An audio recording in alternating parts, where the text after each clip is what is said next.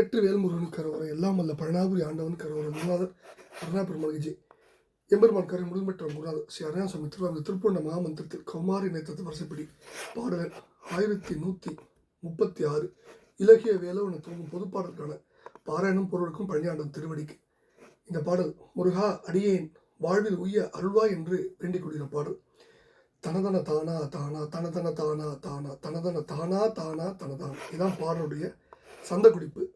இலகிய வேலோ சேலோ ஒளிவிடு வாழோ போதோ யமன் விடு தூதோ மானோ விடம் ஈதோ எனவிழி கூறா வாரா அறிவையர் தோல் ஊடு ஆடா இறுதியில் வேறாய் மாறா நினைவாலே பல பல கோளாய் மாலாய் உடலும் அது ஆனால் வீணே படிறு சொல் ஆகா லோகாய் அதனாகி பறிவுடன் நாடாய் வீடாய் அடிமையும் ஈடேறாதே பணிதியில் மூழ்கா மாயா விடுவேனோ அலைகடல் கோகோ கோகோ என உரை கூறா ஓடா அவுணரி வாடா போடா எனலாகி அழகிய வேளால் வாழால் நிலவிய சீராவாலே அவர் உடல் வாழ் நாள் ஈரா எதிராகி மலைமிகு தோழா போதா போதா அழகிய வாலா பாலா மகபதி வாழ்வே சேயே மயில்வீரா மறைதொழு கோவே தேவே நரைசரி பூவே நீரே வளவிய வேளே மேலோர் பெருமாளே.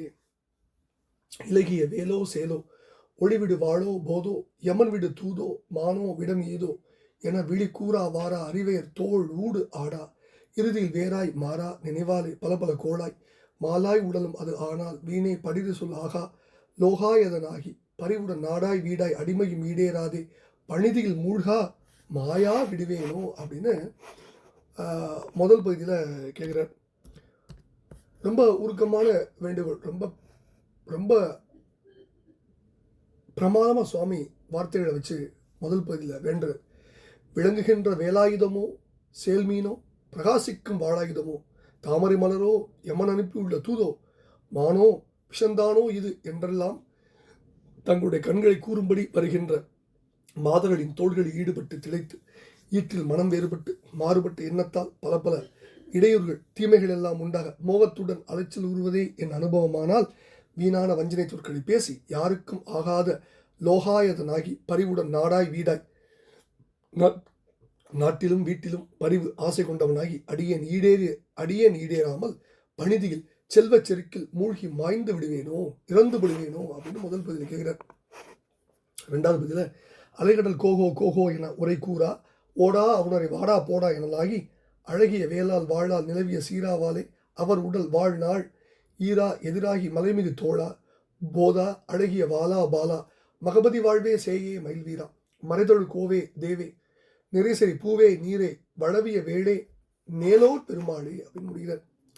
அதாவது அலைவீசும் கடலில் கோகோ கோகோ என்று உரை கூற கூச்சலிட்டு ஓடும் அசுரர்களை வாடா போடா என்று அரைகூறி போருக்கு அழைப்பதாகி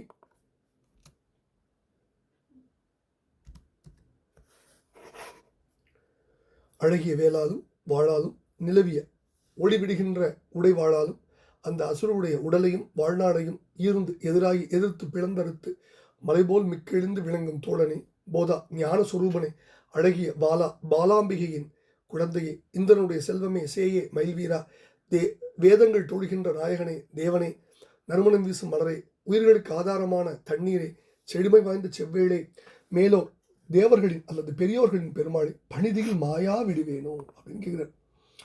இப்போ இந்த பாடல்ல முதல் பகுதியில் ஒரு ரொம்ப அற்புதமான வார்த்தை பிரயோகம் லோகாயதன்கள், அதாவது உலோகாயதன் எனும் ஒன்றிரல் பாம்பும்பார் திருவாசகத்தில், அதே குறிப்பு தான் இடத்துல உலகாயத மேலிடவேம்பார் திருப்பூர், அதே குறிப்பு இந்த இடத்துல மேற்கொள்ள வச்சோம். அடுத்தது இந்த இடத்துல கடல் கோகோ கோகோ கோகோ கோங்கிறது இரங்கல் குறிப்பு. இந்த அடியை படிக்கும்போது நமக்கு நினைவு பூதவிதாடு வாரி கோகோ என வாய்விடம்பார். அடுத்தது சூரனை எம்பெருமான் வெறுட்டுதல், இது ஏற்கனவே திருப்பூரில் படிச்சிருக்கோம். அவுணரே வாடா போடா எனலாகி, இது ஏற்கனவே திருப்பூரில் படித்த ஒரு வரி தான்.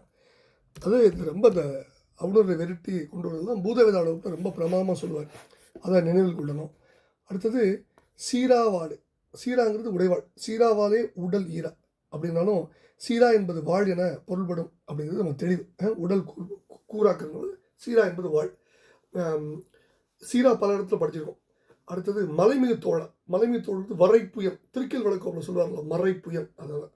அடுத்தது அம்பிகையுடைய நாமங்கள் ஒன்று பாலா, பாலானா பாலாம்பிகை, அதை இந்த இடத்துல சொல்கிறாரு. அடுத்தது நரைசரி பூவே, இது வந்து வாச மலரெல்லாம் ஆனாய் நீயே நீரோனே அப்படின்னு அப்பர் சொல்கிறார்ல, சம்பந்தர் சொல்கிறார். அந்த மேற்கோளை நினைவில் கொண்டு வருது. மேலோர் பெருமாடு, மேலோர்க்கும் மேலோர்க்கும் மேலாய் போற்றிம்பார் அப்பர். அந்த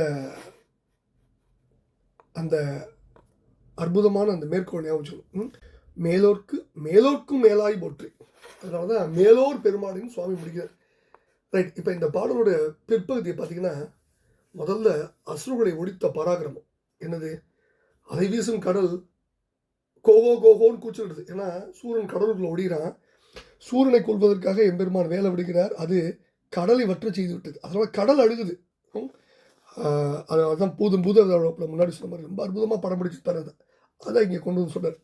ஓடும் அசுரர்களை வாடா போடான்னு அரைகூறி போருக்கு அடைப்பதாகி அழகிய வேளாலும் வாழாலும் ஒளி வீசுகின்ற சிறு கத்தியாலும் அந்த அசுரனின் உடலையும் வாழ்நாளையும் முடியும்படி எதிர்த்து பிறந்த மலை போன்ற பெரிய தொழிலுடைய ஞான சொரூபனை, அழகான பாலாம்பிகையின் குழந்தையை, இந்திரனுடைய செல்வமே, இறைவனுடைய சேயே, மயில்வீரனே, வேதங்கள் தொழும் நாயகனே, தேவனே, நறுமணம் வீசும் மலரே, உயிர்களுக்கு ஆதாரமான தண்ணீரே, செழுமை வாய்ந்த செவ்வேளே, அறிவிலே பெரியவர்களின் பெருமாளே அப்படின்லாம் எம்பெருமான அப்படி விழிக்கிறார். பல்வேறு நாமங்கள், எத்தனை கோடானு கோடி நாமம் சொன்னாலும் அவனுடைய பராக்கிரமத்துக்கு ஈடாகாது. அப்படிப்பட்ட பராக்கிரமசாலியான எம்பெருமான பல்வேறு நாமங்களை விழித்து என்ன கேட்குறார், அதாவது நான் வந்து யாருக்கும் ஆகாத உலகாயத்தனாகி அன்போடு நாட்டிலும் வீட்டிலும் பயனடையாமல் அடிமையாகி நானும் செல்வச் செருக்கில் மூழ்கி இறந்து பட்டு விடுவேனோ, மற்றவர்களைப் போல நானும் மறைந்து விடுவேனோ, உன் அடிமை எனக்கு அந்த கதி வரலாமா, என்னை நீ காப்பாற்ற வேண்டாமா, என்னை நீ காப்பாற்றி ஆகணும், நான் உய்ய வேண்டும் அப்படின்னு ஒரு இணக்கமான வேண்டுகோளை உரிமை கொப்பளிக்க, அவன்கிட்ட உரிமை நமக்கு இல்லாமல் யாருக்கு, உரிமையோட எம்பெருமானுடைய திருப்பாத்தில் சமர்ப்பிக்கிற பாடல் தான் இந்த பாடல். இதை எல்லாம் அல்ல பழனியாண்டவன் திருடு சமர்ப்பித்து அவன் அருளுக்கு நாம் எல்லோரும் பாத்திரமோ. வெற்றிவேல் முருகனுக்கு அரோரா. முருகாச்சரணம் முருகாச்சரணம் முருகாச்சரணம். பழனியாண்டவனுக்கு அரோரா. முருகாச்சரணம்.